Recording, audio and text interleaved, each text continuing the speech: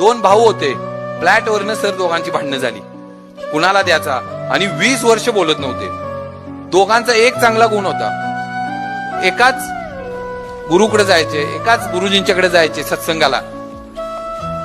मोठ्या भावाच्या मुलीचं लग्न ठरलं, म्हणलं आपल्या भावाला पत्रिका दिली पाहिजे, त्याच्याच लेकीचं लग्न आहे, भावाला पत्रिका घेऊन गेला, म्हणला लेकीचं लग्न ठरलंय, तू पुढं होऊन केलं पाहिजे, सगळं विसरून जा, काही डोक्यात ठेवू नको, पुढं होऊन तुला करायला पाहिजे. बारक्या भावानं ऐकलं नाही, घरातनं हाकलून दिलं, म्हणला काही संबंध नाही तुझा माझा, आणि घरातनं बाहेर काढलं. मोठा भाऊ नाराज होऊन घरी आला. दुसऱ्या दिवशी परत सत्संगाला गेला गुरुजींच्या पुढं. गुरुजींनी चेहरा बघितला, विचारलं काय झालंय, म्हणला लेकीचं लग्न होतं, भाऊ मी बोलत नव्हतो 20 वर्ष, पत्रिका घेऊन गेलो, सगळं विसरून जाऊया, पण भावाने ऐकलं नाही, घरातनं बाहेर काढलं.